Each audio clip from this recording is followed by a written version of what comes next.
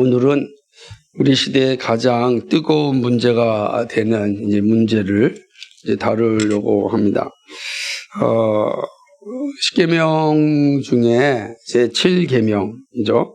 간음하지 말라라고 하는 이 말씀입니다.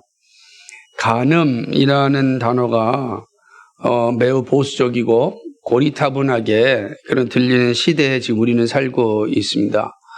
아직도 간음이라는 말을 쓰느냐라는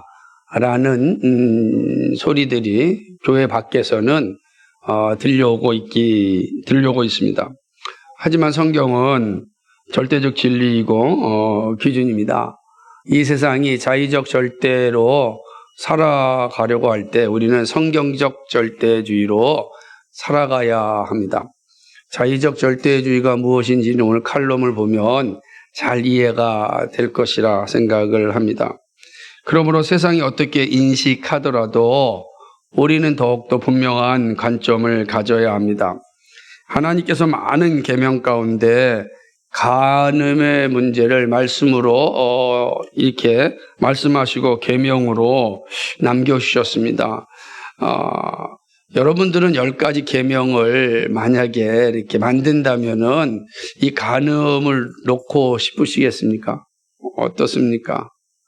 아마 우리 시대에 10가지 계명을 쓴다 그러면 이 간음이 있을까요? 참 이게 여러 가지 생각을 할 수밖에 없는 그런 계명이라고 할 수 있습니다. 이 도덕법은 주님 오시는 그날까지 유효한 법입니다. 그러므로 구원받은 성도라면 누구도 예외가 될 수 없는 말씀입니다. 이는 보편적 도덕법이면서 특별히 구원받은 백성에게 있어서는 반드시 지켜야 될 규범으로 우리에게 주어졌다는 사실을 기억해야 됩니다.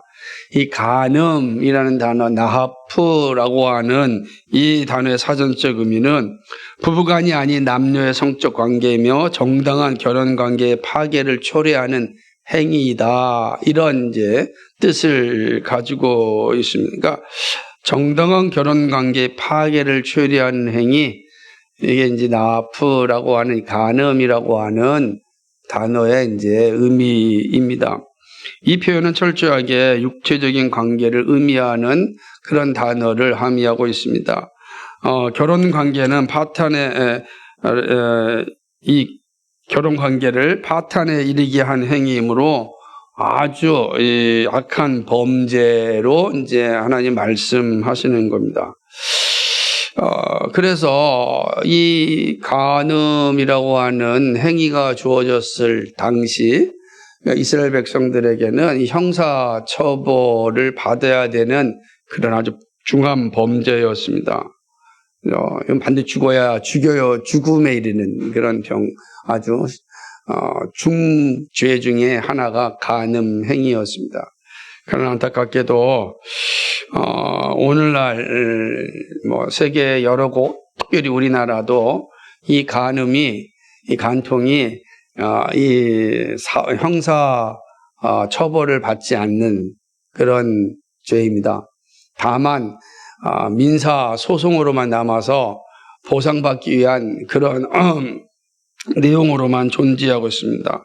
그러니까 손해배상 청구만 하게 되는 것이죠.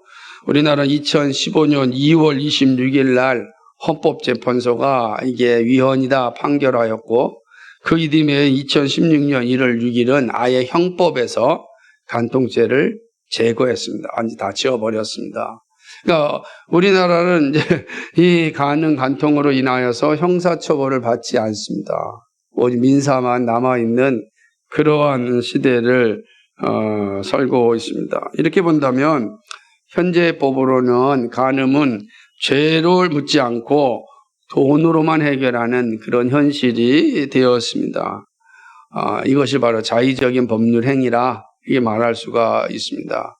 그러니까 오늘날 법이라고 하는 것이 기준이 공동체의 다수의 권력에 있기 때문에 공동체 전체가 원한다면 얼마든지 기준을 바꾸고 또 법도 바꾸는 그런 모습입니다. 그렇죠? 오늘날의 법은 이러한 시대의 흐름에 따라갑니다. 자, 그렇게 본다면, 오늘날의 법의 관점에서 본다면, 이 10계명의 제7계명은 유효합니까? 이미 이 시대에서는 사용하지 않는 법을 성경이 말하고 있으니, 이건 분명히 충돌을 일으키는 그런 장면 아니겠습니까? 어떻게 해야 되겠습니까? 우리는 늘 결정해야 됩니다. 자의적인 법을 우리가 따르며 살 것인지 중요합니다. 그러나 그 위에 상위법인 절대적인 법에 근거해서 오늘날의 법을 이해할 것인지를 우리는 참 결정해야 되는 것입니다. 이뿐만이 아니죠. 사실은 자의적인 법률에 있어서 행위 중에 나타나는 것들도 많이 있습니다. 낙태법 같은 것도 마찬가지입니다. 그러니까 이런 법들의 모습들도 자의적으로 이제 만들어졌기 때문에 그리스도인의 입장에서는 절대적 기준을 가지고 있는 우리는 어떻게 살아야 될 것인지를 고민하지 않을 수 없는 그런 상황입니다. 우리는 이런 시대에 살고 있으면서 또 하나님의 법을 가지고 있습니다. 그러나 상위법이 우선 아니겠습니까? 그래서 우리는 그래서 이러한 충돌된 세상 속에서 그리스도인으로 산다는 것이 결코 쉽지 않다라는 사실을 우리는 잘 전제해야 되는 상황인 것입니다. 십계명을 지키는 우리는 한참 뒤떨어진 시대에 과연 살고 있는 것입니까? 이러한 질문을 좀 가지면서 제7계명을 주신 하나님의 뜻은 무엇이고 7계명이 왜 여전히 이 시대, 우리 시대 또 앞으로 우리가 살아갈 시대에 중요한지를 좀 생각해 보고자 합니다. 첫 번째 간음은 육체적 영역을 포함한 영적인 행위입니다. 이걸 잘 이해할 수 있어야 됩니다. 간음은 표면적으로 육체적 행위가 맞습니다. 결혼한 남녀가 일으키는 불의한 성적인 관계를 의미합니다. 이로 인해 하나님 앞에 행한 결혼 서약을 깨트리는 행위입니다. 그러니까 간음은 단지 육체적 관계에서 끝나는 것이 아니라 하나님 앞에서 행한 이 서약을 깨트리는 행위가 되는 겁니다. 그럼 우리는 영적인 영역에 들어가게 되는 것이죠. 하나님의 이름으로 세운 가정을 파괴하는 범죄입니다. 그 성경은 이걸 아주 분명하게 단죄하고 있습니다. 레위기 20장 19절 말씀을 보면 누구든지 남의 아내와 간음하는 자, 곧 그의 이웃의 아내와 간음하는 자는 그 간부와 음부를 반드시 죽일지니라 그랬습니다. 이 사형에 해당되는 그러한 말씀인 것입니다. 간음을 이렇게 강력하게 말씀하는 것은 간음은 또 살인에 이르는 원인을 제공하기도 합니다. 그러므로 간음은 아주 강력한 처벌을 합니다. 이러한 모습은 오늘날 형법과는 물론 대치되는 모습입니다. 그러나 마지막 심판이 다가올 때, 그리고 마지막 심판에 이를 때 하나님께서는 어떤 법으로 심판하실까요? 오늘날 사람들의 필요에 따라 만들어진 이 형법에 의하여 심판하실까요? 아니면 하나님이 주신 이 계명을 근거로 해서 심판하실까? 우리는 한번 질문을 던지고 우리는 살아야 되지 않을까 생각을 하는 것입니다. 더군다나 구약성경뿐만 아니라 신약성경은 더 이 간음의 문제에 대해서 아주 확실하게 말씀하고 있습니다. 에베소서 5장 5절을 보게 되면 너희도 이것을 정령이 알거니와 음행하는 자나 더러운 자나 탐하는 자 우상 숭배자나 다 그리스도와 하나님 나라에서 기업을 얻지 못하리니 그렇습니다. 음행하는 자, 우상 숭배자와 같은 반열에 있는 겁니다. 그래서 사실은 이스라엘이 하나님 외에 다른 나라를 이렇게 의지하였을 때 그것은 하나님께서 말씀하시기를 영적인 간음이라 이렇게 말씀하셨습니다. 그러니까 이렇게 본다면 간음은 우상 숭배와 같은 행위이고 이것은 하나님 나라에서 기업을 받지 못합니다. 그러니까 하나님 나라에서 기업을 받지 못한다는 게 어떤 의미입니까? 구원에 이르지 못한다라고 하는 것을 의미하는 것입니다. 간음은 이렇게 성경이 분명하게 말씀하고 있습니다. 사형에 해달될 뿐 아니라 하나님 나라에서 기업을 얻지 못합니다. 이렇게 무서운 형벌이 주어지는 것은 간음이 하나님 앞에서 행한 언약을 파기한 것이기 때문입니다. 좀 더 생각하자면 우리가 상계명에서 이야기했듯이 하나님의 이름을 망령되게 일컫는 행위이기 때문에 그렇습니다. 우리가 하나님의 이름으로 서약하였는데 그 하나 간음으로 말미암아 하나님의 이름으로 서약한 것을 파기하는 그런 일이 일어나는 것이죠. 그러므로 성경은 이거 분명히 단죄하는 겁니다. 하나님과의 관계, 언약이 파괴가 되면 공동체가 파괴가 되는 겁니다. 결국 하나님의 나라가 세워질 수 없음을 말씀하는 것이죠. 그런데 간음은요, 단지 육체적인 행위에만 있지 않습니다. 우리가 살인도 단지 육체적인 관계만 있지 않고, 그죠? 형제를 미워하는 것도 살인이다. 이렇게 우리가 살펴보았습니다. 이 간음도 마찬가지입니다. 이것은 예수님께서 가르쳐 주셨는데 예수님은 이 10계명, 제7계명을 좀 넓게 확장하여서 그 의미를 우리에게 말씀하여 주셨습니다.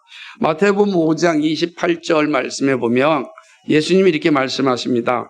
나는 너희에게 이르노니 여자를 보고 음욕을 품는 자마다 마음에 이미 간음하였느니라 이렇게 말씀하십니까? 실제로 육체적인 관계를 통하여서 행하는 행위뿐만 아니라 남자는 여자를, 여자는 남자를 보고 음욕을 품는 자 이미 그는 간음하였다라고 이야기하고 있습니다. 근데 이것은요, 단지 여성을 바라보고 남성을 바라보는 것을 의미하지 않습니다. 얼마든지 우리는 잘생긴 남자가 지나가고 멋진 여성이 지나가면 눈이 볼 수 있는 겁니다. 그거를 말하는 내용이 아닙니다. 그래서 이거 잘못 이해해가지고서 그냥 땅만 보고 다니면 안 됩니다. 그런 의미를 가지고 있는 것은 아니고, 이 음욕을 품는 것이라고 하는 것은 이게 이제 헬라어로 에피디미오라고 하는 아주 특수한 용어를 사용하는데 의지적으로 성적 욕망을 품고 바라보는 행위를 의미하는 겁니다. 그러니까 아주 의지적으로 이 성적인 욕망을 가지고 여성을 바라보는, 아직은 그는 뭐예요?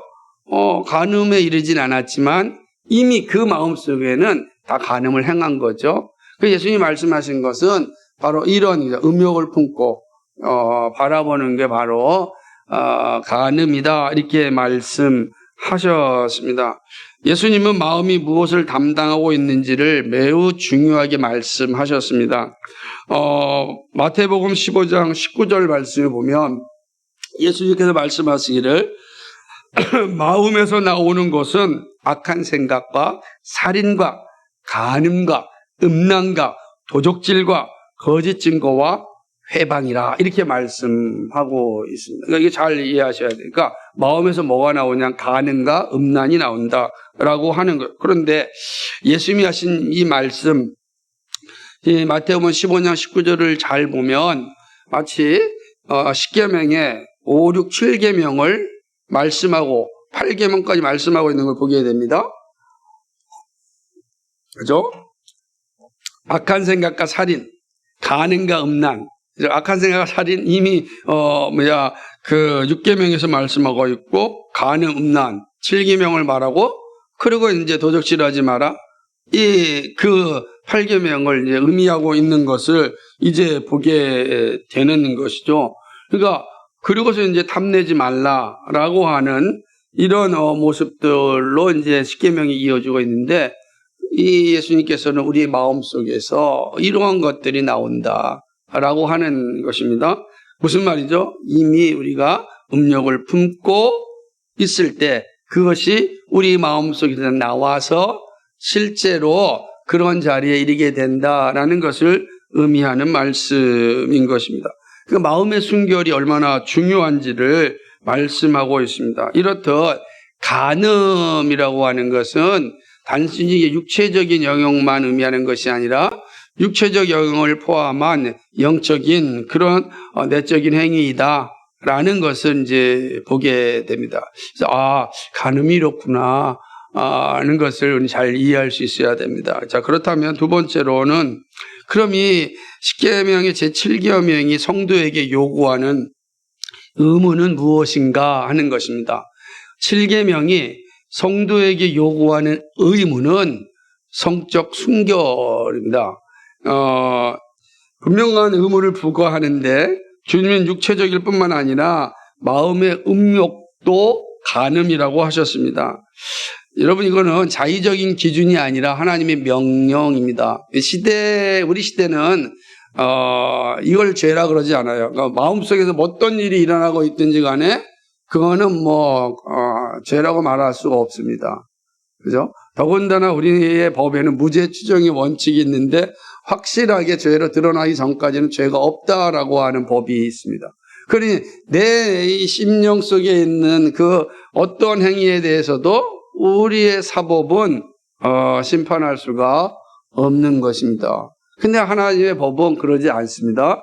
이미 마음에 음욕을 품는 자, 마음으로 미워하는 자도 살인이요 간음이라 이렇게 말씀하고 있다. 그러니까 더 엄격한 법임을 볼 수 있는데, 그렇게 말씀하는 것은 미움이 살인의 원인이 될 수 있고 또 음욕이 간음의 시작이 될 수 있기 때문에 하나님께서는 그 뿌리에 대해서 분명하게 말씀하고 있습니다. 타락한 인간이 가지고 있는 모습에서 볼 수 있는 행위라고 할 수가 있습니다.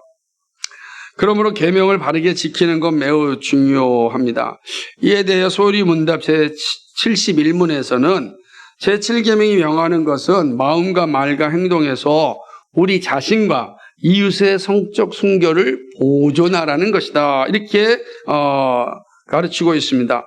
마음과 말과 행동에서 자신과 이웃의 성적 순결을 보존하는 것이 제7계명입니다. 그러니까 단순하게 이거는 이웃의 문제만 해결하는 것도 말하는 것도 아니고 내 문제만 말하는 것도 아니라 이것은 내 자신과 이웃의 성적 순결을 보존하는 것이 제7계명에서 요구한 의무이다라고 하는 것이죠. 여기에는 육체적이고 마음의 문제만이 아니라 말까지도 포함되고 있다라고 하는 사실입니다. 그러니까 자신과 이웃의 성적 순결을 보존하라는 명령인데, 이것은 하나님 앞에서 언약을 지키고 공동체를 보존하는 일입니다. 자신의 순결과 이웃의 순결을 보존하는 것은 하나님의 나라를 보존하는 일입니다. 여러분, 이게 자신의 순결과 이웃의 순결을 지키지 않으면 반드시 공동체는 파괴되어집니다. 오늘날 곳곳에서 들려오는 교회가 무너지는 소리 가운데 하나가 바로 간음 행위에 있습니다. 이거는 그냥 단순하게 한 사람의 행위로 끝나는 것이 아니라 공동체 전체를 아주 비참하게 만드는 행위이기 때문에 하나님께서는 엄격하게 이 사실을 금하고 있는 것입니다. 바울은 이 사실에 대해서 아주 강한 어조로 말씀하였습니다.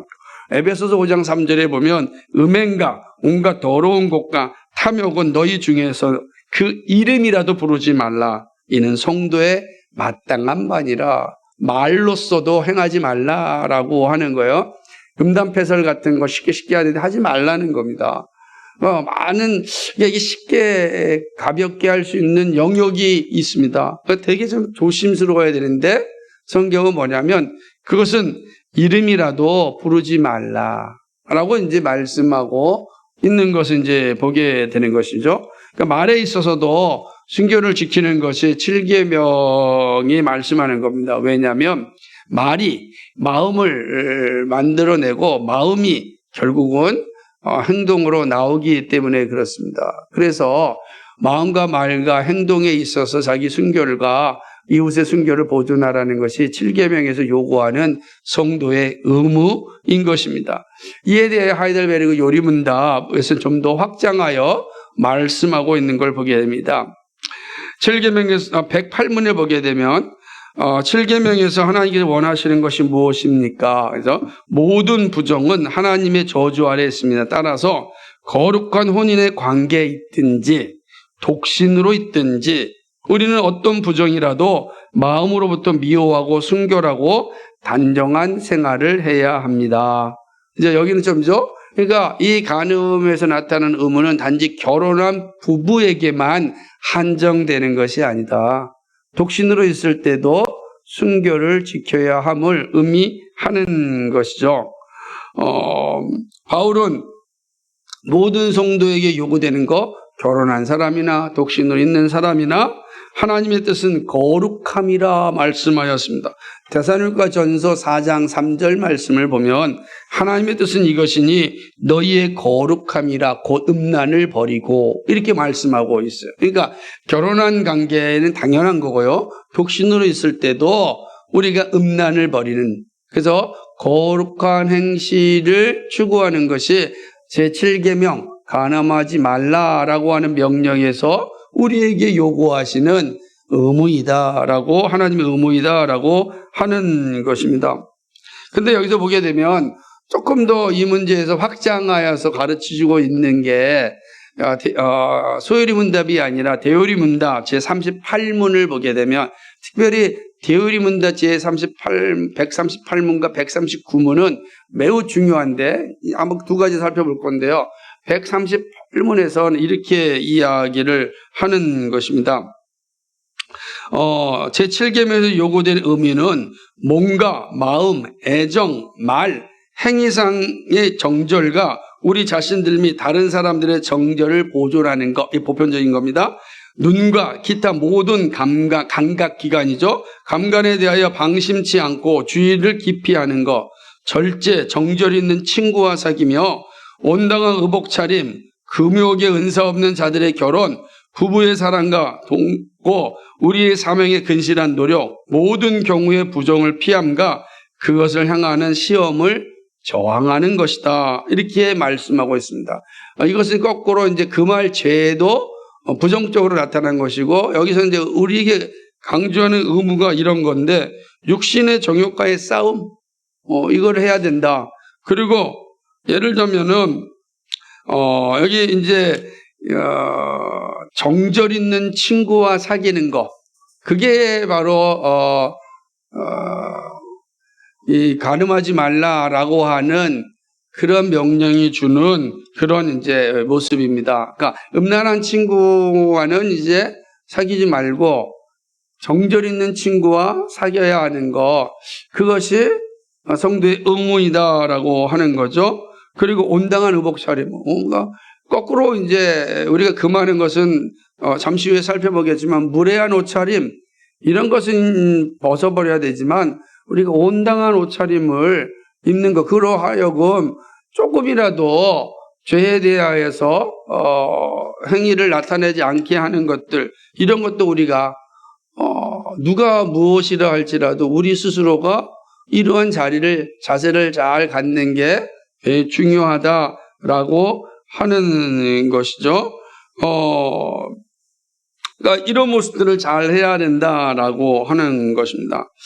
그러니까 특별히 이제 마음을 잘 지켜야 하는데, 마음으로부터 생명이 나오기 때문에 그렇습니다. 마음이 더러워지면 더러운 생각이 우리를 지배하게 되고, 그 더러운 생각이 결국에는 간음이라고 하는 죄의 자리에 이르기 때문에 그렇습니다. 그러므로 자문의 말씀을 잘 기억해야 되는데, 잠언 4장 23절에 무릇 지킬 만한 것보다 더욱 내 마음을 지키라. 생명의 근원이 여기에서 남이니라. 이렇게 말씀하고 있습니다.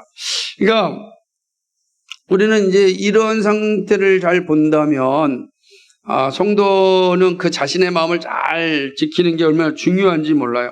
예수님도 마음을 강조하신 이유가 여기에 있습니다.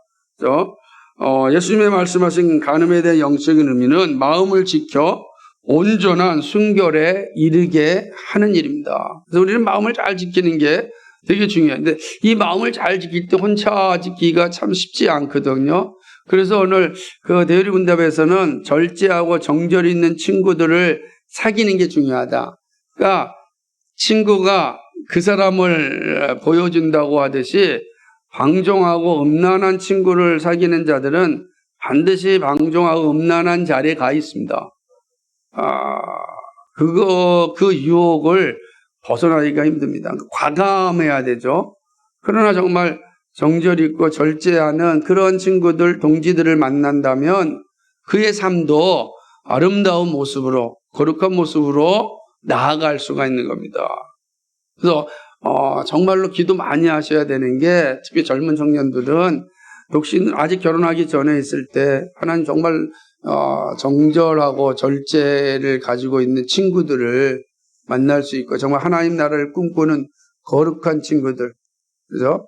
거룩한 친구들, 하나님의 사람이라 이름을 받는 그런 친구들을 만날 수 있게 해달라고 기도해야 됩니다. 그 정말 중요한 일. 그 무엇보다도 중요한 그 친구는 평생 영원히 함께하기 때문에 는 친구를 만나는 게 성도의 의무예요. 그러니까 가려우지 말라라고 하는 의무 중에 하나가 바로 이러한 모습에 있음을 우리가 기억해야 됩니다. 그죠?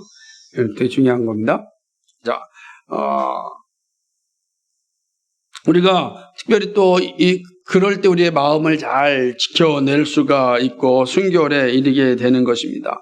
그리하여 가정을 살리고 이웃을 사랑하고 공동체를 보존하는 일에 이르게 되는 것입니다. 청교도 목사, 성교대 황태자라 이름을 하는 조노엔 목사님은 성도들이 마음을 지키기 위하여 쫓아가야 될 세 단계를 제시하였습니다. 첫째는 우리는 자신의 마음과 싸우는 일이 언젠가 끝날 것이라고 생각해서는 안 되는 것입니다.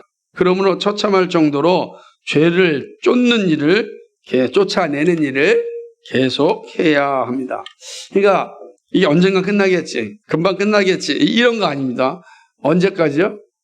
주님 앞에 서는 날까지 계속해서 쫓아내야 됩니다. 그러면 이 말 속에는 우리가 수없이 실패할 수 있고 넘어질 수 있음을 함의하고 있잖아요. 그럼에도 불구하고 다시금 일어나서 계속해서 쫓아내는 일을 해야 된다. 둘째는 죄는 여러 가지로 속이면서 우리 마음 안에 있으므로 항상 깨어 지켜야 된다. 내가 영적으로 잠깐 잠들면 반드시 이 죄가 우리를 지배하여서 이런 간음의 자리로 이끌어 간다는 겁니다.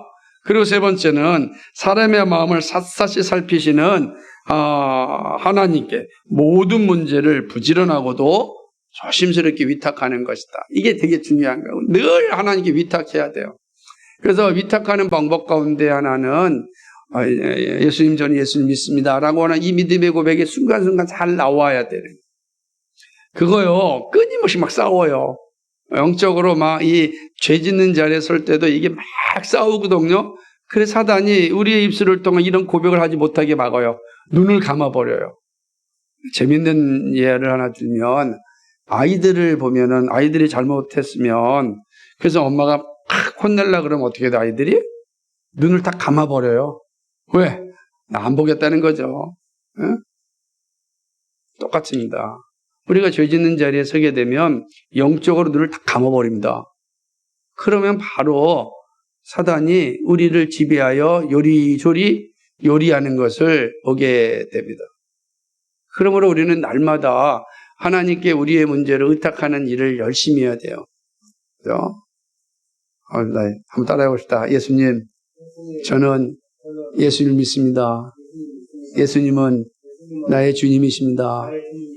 이 고백이 날마다 나를 의탁하는 거예요. 죄의 자리에 설 때 죄의 성령께서 이길 수 있는 힘을 주시기 때문입니다. 성도에게 이러한 의무가 부여되어 있음을 기억해야 됩니다. 요셉은 유혹의 상황에서 마음을 지킴으로 거룩함을 유지하였습니다. 우리 잘 알고 있는 요셉은 이 보디발의 아내의 유혹에서 자기의 마음을 지켰습니다. 하나님을 향한 자기의 마음을 지켰기 때문에 유혹의 자리에 떨어지지 않았습니다. 창세기 39장 7절 12절은 이런 내용을 잘 기록하고 있습니다. 요셉과 같이 유혹의 자리에서 마음을 지키고 믿음을 지키는 정말 영적 행위가 우리 가운데 충만하길 소망합니다. 하나님의 말씀 앞에 나를 의지하고 하나님의 말씀을 의지하여 도망치는 행위, 그것이 바로 성도의 의무이다 라는 사실입니다. 그런데 마지막 세 번째로는 성적 순결을 보존하기 위한 금지된 죄입니다. 이것은 대요리문답 139문에서 가장 잘 설명하는데 139문은 138문의 의무에 대한 좀 더 확장된 모습을 가지고 있다고 할 수가 있는 것입니다. 제가 139문을 또 읽어드리겠습니다. 제7계명에서 금지된 죄들은 요구된 의무들을 소홀히 하는 것 외에 간통과 사통, 강간, 근친상간, 남생, 모든 부자연스러운 정욕, 그죠?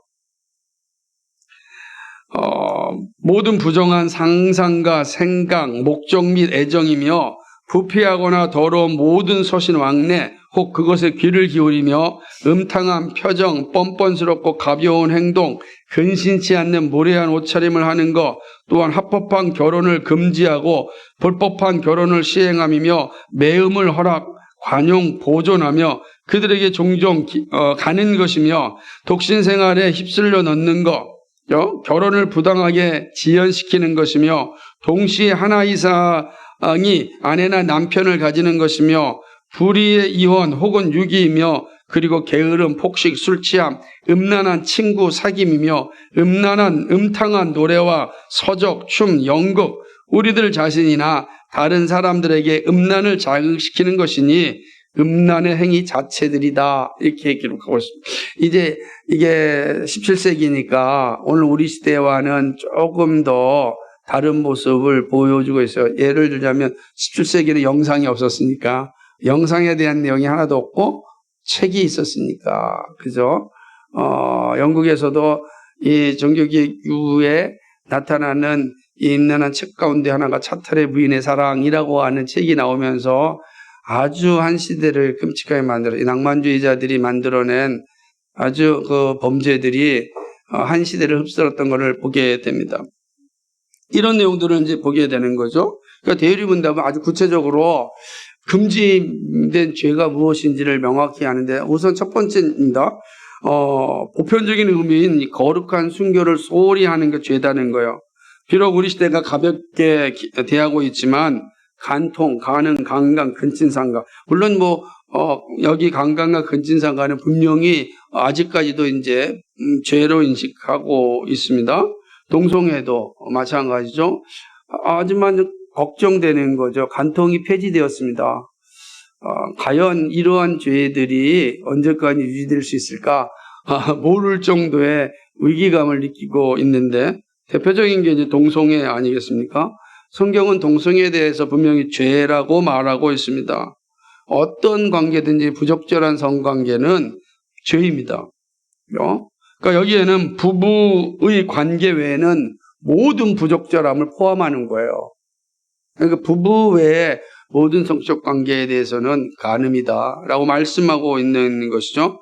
그러니까 이제 이런 가운데는 우리가 좀 생각해야 되는 문제 중에 하나가 이 동성애, 물론 뒤에도 좀 살펴보겠지만 불법한 결혼의 측면에서 동성결혼, 이건 성경이 분명히 말씀하고 있지 않다라고 하는, 이걸 성경 간음이다 말씀하고 있는 겁니다. 둘째는 몸을 더럽히게 하는 것들의 마음을 빼앗기는 것도 간음죄라 말씀하고 있습니다. 여러분, 위대한 왕이었던 다윗이요, 간음죄에 빠지지 않습니까? 그가 목욕하고 있는 그런 밧세바를 보고 도망쳐야 되는데, 요셉처럼 도망쳐야 되는데 도망치지 않고 안목의 정욕에 빠짐으로 마침내 그 안에 우리아를 살인하는 그런 끔찍한 행위에 이르게 됐어요. 간음이 결국은 그의 남편 우리아를 살인하는 행위까지 이르지 않았습니까? 매우 심각한 범죄죠. 만약에 우리아가 이 사실을 알았다고 한다면 어떻게 됐겠습니까?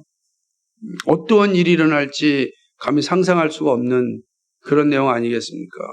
그러니까 이런 의죠. 그러니까 마음을 빼앗기는 것, 이 더럽게 하는 것들의 마음을 빼앗기는 것 죄다라고 하는 거죠.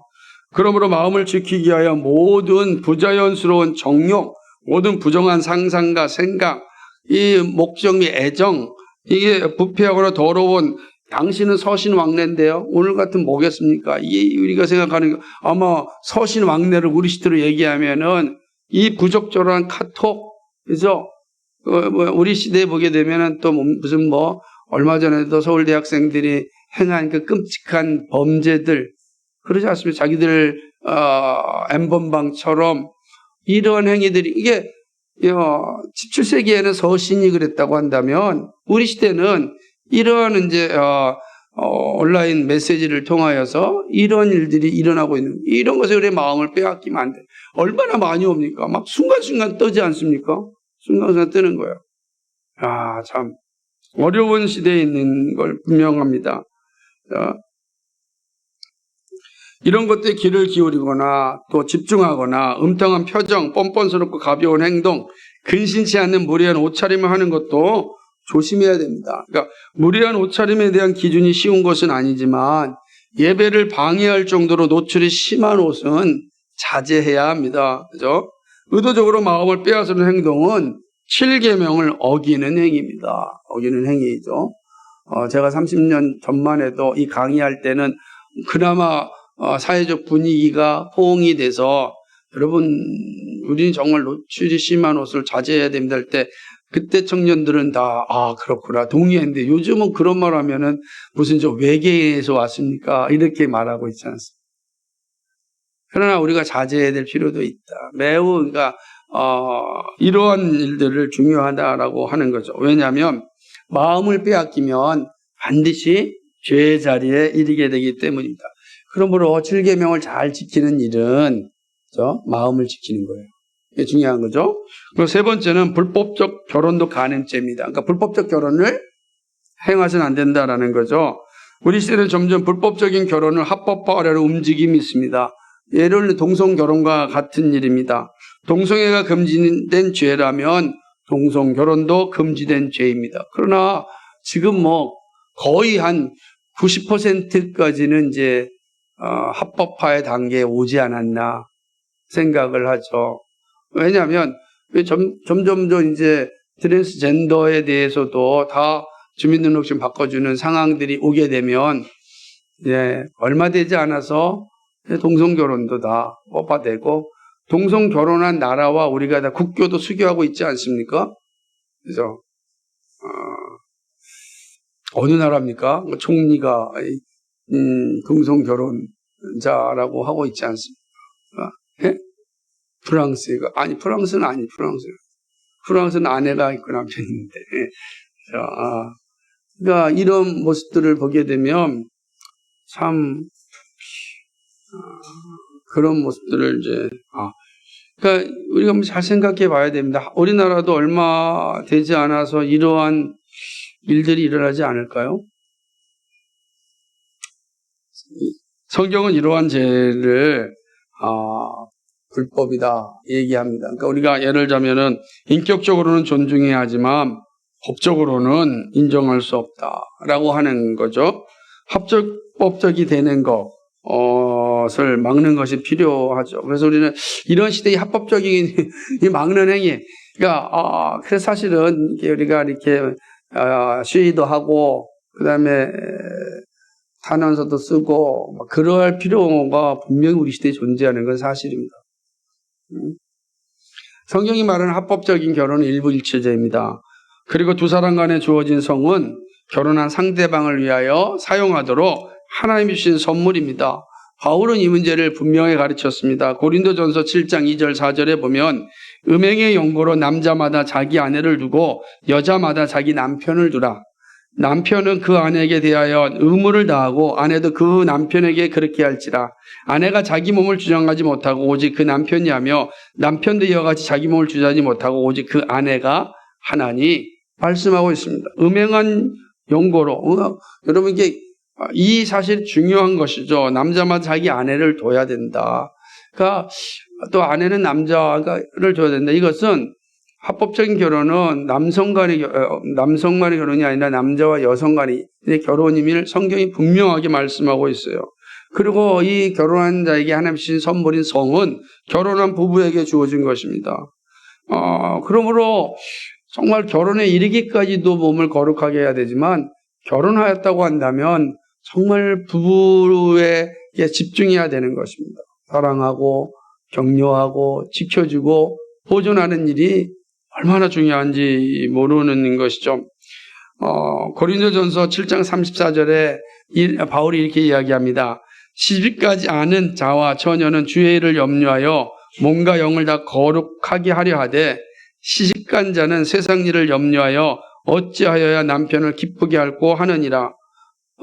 예를 들자면 우리가 아직 결혼하지 않은 사람들에게 있어서 가져야 될 자세는 정말 하나님의 나라를 위한 열심이고, 결혼하였다고 한다면 이미 그 모든 몸과 마음은 다 남편에게, 아내에게 가 있다. 그게 사실은 합당한 모습입니다. 그래, 그것이 온전한 일이다 라고 하는 거예요.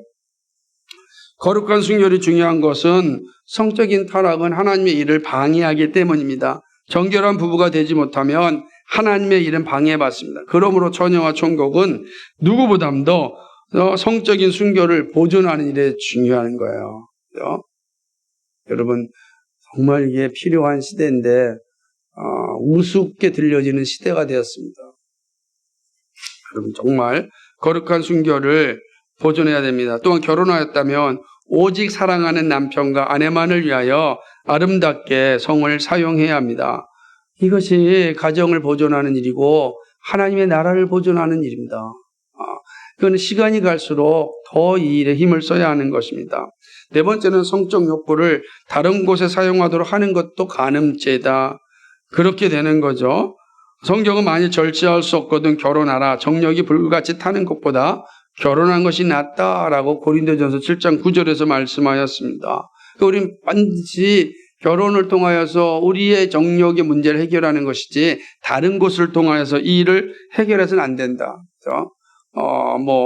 친구들 잘 모르겠지만 여기 매음꿀 같이라고 이 옛날 표현인데 오늘 같으면 사창가 같은 거를 이야기하지 않겠습니까? 또 뭐라 그러죠 요즘은? 그러니까 이런 것들을 용인하는 것 자체가 역사를 보게 되면 공청제도 있었으니까 성경은 이거에 대해서 분명하게 죄라라고 설명하고 있다라고 하는 것입니다. 더군다나 또 반대로 독신을 강요하는 것도 그것 성경이 말하는 합당하지 않습니다. 독신을 강요하는 것도 간음의 죄에 해당된다. 그러니까 로마 가톨릭이 독신을 강요했잖아요. 억지로 그거를 막 쥐어짜니까 뭐예요? 범죄의 일이잖아요. 범죄. 교회사를 보게 되면 끔찍한 범죄들이 많이 있습니다. 수도원마다 이 우물 안에서 나타나는 그 끔찍한 태아들의 모습들을 보면 정말 끔찍한 겁니다. 강제적으로 요구하였기 때문에 불법적으로 나타나는 간음 행위가 아주 역사 속에서 비일비재하였습니다. 그러니까 이 사실을 너무 잘 알았던 마틴 루터는 종교개혁을 일으키면서 과감하게 모든 그 성직자의 결혼을 이야기한 겁니다. 그리고 본인 자신이 수녀였던 카타린과 함께 결혼을 한 것이죠. 강제적인 건 반드시 불법에 이르게 된다라고 하는 것입니다. 다섯 번째는 불의한 이혼도 역시 간음죄다 라는 기억해야 됩니다. 우리가 7계명을 생각하면서 반드시 기억해야 할 것은 성경적 근거가 없는 이혼을 해서는 안 된다라는 것이죠. 마태복음 5장 32절에서 예수님은 아주 분명한 가르침을 주었는데 나는 너희에게 이르노니 누구든지 음행한 이유 없이 아내를 버리면 이는 그로 간음하게 하며 또 누구든지 버림받은 여자에게 장가드는 자도 간음함이니라 그랬어요. 그러니까 불법적인 이혼 이 죄예요. 불법적인 이혼은 간음에 이르게 하는 죄다. 이거 정말 명심하고 있어야 되는 겁니다. 오늘 우리들은 결혼은 자신의 선택에 의한 것이라고 생각하고 있습니다. 제가 요즘요 이렇게 결혼식을 가게 되면 주례자가 없어요. 자기 둘이 들어와서 서로 인사하고 즐기다가 그냥 가는 거예요. 그러니까 즐김이 끝나면 헤어질 수도 있다는 걸 아주 결혼식장에서 보여주는 겁니다. 보여주잖아요. 둘이 즐겁게 들어와서 즐거움 끝나면 가는 거예요, 그냥. 저는 왜 이 주례가 있는 게 필요하고 특별히 우리는 그래서 결혼식을 언약식이라 그러지 않습니까? 하나님 앞에서 행하는 언약식이다. 그래서 결혼 예배 언약식을 하는 거예요. 이거는 매우 중요해요. 하나님께서 두 사람을 짝지어 주신 거지 내가 필요해서 만난 게 아니에요. 하나님이 짝을 저어 주셔서 하나가 되게 하셨다. 그래서 하나님의 짝지어 주심에 대하여서 늘 기도하고 준비하는 자세가 필요한 겁니다. 그래서 만났다고 한다면 그는 불의한 것, 불법적인 것이 아니다. 얘기는 간음한 거, 음행한 이유 없이 아내를 버리면 안 되는 거예요. 성경이 말하는 거 외에 이혼을 해서는 안 된다라고 하는 것이죠. 그것이 간음이다라고 하는 거죠. 그 여섯 번째는 음욕을 자극시켜 간음에 이르게 하는 죄도 피해야 됩니다. 그렇죠? 여기는 이제 7계명을 잘 지키고 건강한 가정과 순결을 보존하기 위해서는 우리의 음욕을 자극시켜서 부부의 관계를 깨지게 하는 죄를 없애야 되는 것입니다. 음란한 친구와 사귐이고 음탕한 노래와 서적, 춤 이런 거죠. 이게 다 우리 자신이나 다른 사람들에게 음란을 자극시키는 음란한 행위 자체들, 이 죄라는 거죠. 이건 피해야 된다. 17세기에는 영상이 없었기에 기록하지 않았지만 우리 시대에는 영상이 가장 가까이 있습니다. 그래서 영상을 하는 사람들은 순간순간 유혹을 받죠. 그죠? 빨리 돈 벌 수 있는 방법을 찾으려고 하는 거죠. 정말로 이런 자리에서 정말 우리는 깨어 있어야 됩니다. 물론 그렇다고 일반적인 문화 활동을 배척하는 것이 아닙니다. 그죠? 금욕주의도 우리는 아닙니다. 거룩함을 무너지게 하는 것을 금하는 것입니다. 이렇게 7계명을 지키는 이런 금지된 죄에 대한 바른 인식이 중요합니다. 물론 계명을 지키는 것이 쉽지 않습니다. 우리의 연약함과 사단의 집요함이 우리를 죄의 자리에 떨어지게 할 때가 많이 있습니다. 그러기에 더욱더 성령을 의지하는 일이 중요합니다. 그리고 회개의 자리에 이르러야 합니다. 쓰러지면 주저앉고 포기하는 것이 아니라 회개의 자리에 이르러 다시금 성령의 도우심을 얻어야 됩니다. 우리는 정말 주님 오실 때까지 끊임없이 아마 이 일들이 반복할지 모르겠어요. 그러나 포기하지 말고 다시 일어나서 회개하여 다시금 성령을 의존하여서 또 다른 죄에 빠지지 않도록 도와달라고 기도하는 겁니다. 그래서 조금씩 성화의 과정을 가져가야 되는 거예요. 이게 매우 중요한 것입니다. 그것이 열심을 다할 때 자신과 이웃의 순결을 보존하는 것이요, 교회를 세우는 것이고 하나님의 공동체, 하나님의 나라를 건설해 가는 일입니다. 작지만 작은 곳에서 시작할 때 큰 일을 감당하는 거예요. 여러분, 역사상 교회가 큰 적이 없어요. 작았지만 큰 세력을 항상 무너뜨린 것이 교회사의 역사입니다. 우리 시대에 교회가 작고 연약하고 세상에 조롱거리가 되어 있다 할지라도 세상을 이길 수 있는 힘은 교회에 있습니다.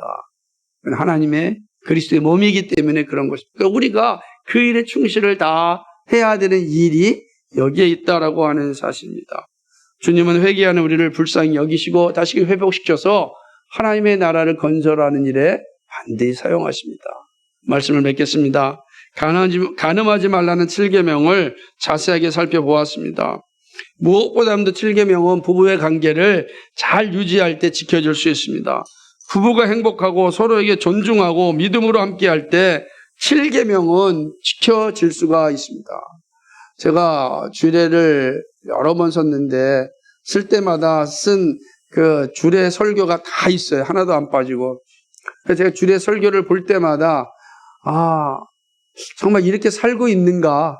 하나님 앞에서 언약하면서 이렇게 설교했는데 이렇게 살고 있는가? 이렇게 한 사람 한 사람 돌이켜보면 어떤 분은 너무 안타깝고 속상하고, 그리고 어떤 분은 너무 고맙고 감사하고, 이런 걸 이제 느낄 때가 있습니다. 여러분, 부부관계가 정말 복돼야 정말로 이 7계명을 지킬 수가 있다라고 하는 것이죠. 그리고 또한 거룩함을 위하여 성령의 도우심을 날마다 구할 때 우리는 7계명을 지킬 수 있습니다. 한번 기억하셔야 됩니다. 이 7계명을 지키는 건 자신의 순결에서 시작한다는 것입니다. 그리고 이웃을 향하여 나타납니다. 자신과 가정의 순결에 이웃과 공동체를 건강하게 만드는 일입니다. 7계명은 단지 육체적인 것에서 멈추지 않습니다. 영적인 문제입니다. 성경은 우상 숭배가 영적 간음이라고 말합니다. 하나님 외에 다른 것을 숭배하고 사랑하는 생각을 가진 것이 우상 숭배입니다. 간음은 사랑하는 배우자 외에 다른 것을 사랑하는 행위입니다. 또한 마음에 의지적인 음욕을 품는 행위입니다. 이것은 이웃과 자신은 물론이고 이웃을 파탄에 이르게 합니다. 그리고 하늘의 기업을 얻지 못합니다. 그러므로 여러분, 우리는 힘을 다하여 간음의 자리에서 떠나야 됩니다. 성령을 의지하여 이 싸움에서 이겨야 되는 것입니다. 고린도전서 6장 18절과 20절에서 이렇게 말씀합니다. 음행을 피하라. 사람이 범하는 죄마다 몸 밖에 있거니와 음행하는 자는 자기 몸의 죄를 범하느니라. 너희 몸은 너희가 하나님께로부터 받은 바 너희 가운데 계신 성령의 전인 줄 알지 못하느냐. 너희는 너희 자신의 것이 아니라 값으로 산 것이 되었으니 그런지 너희 몸으로 하나님께 영광을 돌리라. 아멘. 우리의 몸은 성령의 전입니다. 성령의 소유권이 있습니다. 그러므로 하나님께 영광을 돌리기 위하여 날마다 주 예수의 이름으로 기도하고 성령님을 구해야 합니다. 거룩한 주의 신부로서 일상에서 믿음의 고백을 해야 합니다. 주님 보시기에 기뻐하는 부부가 되어야 합니다. 그리고 거룩한 신부로서 잘 준비되어야 되는 것입니다. 결혼을 위하여 기도하고 있는 여러분도 마찬가지입니다. 거룩한 순교를 잘 준비할 때 거룩한 배우자를 만날 수 있고 그 거룩한 배우자를 통하여 거룩한 교회가 세워지고 거룩한 나라가 확장되어지는 것입니다. 그것이 하나님께서 우리에게 요구하시는 삶인 것입니다. 이것이 7계명을 지키는 것입니다. 하나님 나라의 기업을 얻는 일입니다. 사랑하는 여러분, 우리 모두 이 7계명 잘 감당하여서 하나님 나라의 기업을 다 받을 수 있기를 주님의 이름으로 간절히 축복합니다. 거룩하시고 자비하신 하나님 아버지, 참 고맙고 감사합니다. 우리 시대에 쉽지 않은 그런 말씀입니다. 그러나 절대적 기준이기 때문에 우리는 이 말씀 앞에 아멘으로 고백하며 살아갑니다. 하나님은 세상은 자의적 절대주의를 따라서 살아가고 있지만 우리는 절대적 기준인 성경을 따라 살아갑니다. 하나님, 그러기에 이 시대에 살아가는 것이 참 고달프고 힘들고 어렵고 때때로는 조롱도 받고 손가락질도 당할 수 있습니다. 오 주님 도와주옵소서. 이러한 시대의 믿음으로 이겨낼 수 있도록 하나님 도와주옵소서. 아버지, 좋은 믿음의 동지들과 친구들을 잘 사귀게 하여 주시옵시고 하나님, 그리하여 이 시대의 싸움에서 홀로 외로워 지치지 않도록 하나님 힘을 함께 할 수 있도록 주여 도와주옵소서. 아버지, 그 장이 아버지 교회가 되게 하여 주옵소서. 이 빛과 소금 교회가 그런 믿음과 정절과 하나님 아버지 참으로 정결함을 순결함을 꿈꾸는 이들의 모임 되게 하여 주시옵시고 이들이 이런 교회를 세우게 하여 주시옵시고 이들을 통하여 하나님 나라 확장될 수 있도록 주님 도와주옵소서. 아버지, 거룩한 가정을 꾸린 부부들을 기억하여 주시옵시고 하나님 아버지, 저들의 가정이 복되게 하시고 저들의 부부가 행복하게 하시고 하나님이 주시는 그 영광을 바라보며 살아갈 수 있도록 은혜 베풀어 주옵소서. 서로를 위하여 마음을 다하고 기도하며 성경으로 존중하고 사랑함으로 아름다운 가정을 꾸리게 하여 주옵소서. 그리하여 우리의 자녀들에게 소망을 주게 하여 주시옵시고 우리의 자녀들도 이런 아름다운 가정을 아버지 꾸리고자 하는 아버지 그런 기대감을 가질 수 있는 아름다운 가정들 되게 하여 주옵소서. 하나님, 간절히 소망합니다. 오늘 우리에게 주신 이 7계명을 잘 감당할 수 있도록 도와주옵소서. 예수 그리스도인 받들어 기도하옵나이다. 아멘.